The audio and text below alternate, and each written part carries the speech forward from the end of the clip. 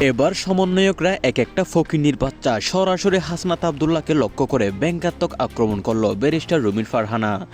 ব্রাহ্মণবাড়িয়া ২ আসনের স্বতন্ত্র সংসদ সদস্য সাবেক বিএনপি নেত্রী ব্যারিস্টার রুমিন ফারহানা জাতীয় নাগরিক পার্টি এনসিপির সমন্বয়কদের বিরুদ্ধে এবার অত্যন্ত কঠোর ও শোভন ও ব্যক্তিত্বগত আক্রমণাত্মক ভাষা ব্যবহার করে রাজনৈতিক অঙ্গনে ব্যাপক তোলপাড় সৃষ্টি করেছেন।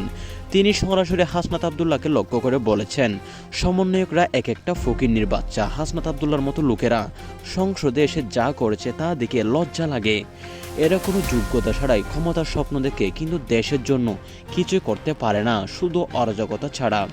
রুমিন ফারহানা আরও বলেন, হাসনাত আবদুল্লাহর মতো সমন্বয়করা সংসদে বসে রাষ্ট্রপতির ভাষণের সময় প্ল্যাকার্ড দেখায়, ওয়াকআউট করে ও শোভন আচরণ করে। এটা কোনো রাজনীতি নয়, এটা ফকিন্নির বাচ্চাদের মতো আচরণ। এতে যোগ্যতা নেই, শিক্ষা নেই, ভাষা নেই, তবুও দেশ চালানোর স্বপ্ন দেখে।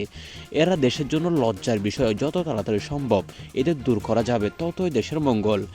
তার এই অত্যন্ত কঠোর অশালীন ভাষার ব্যবহার রাজনৈতিক মহলে এবং সামাজিক যোগাযোগ মাধ্যমে ব্যাপক তীব্র প্রতিক্রিয়া সৃষ্টি করেছে।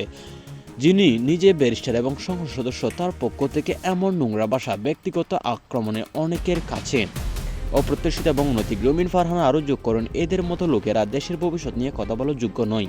এরা শুধু ধ্বংস করতে জানে, করতে জানে না।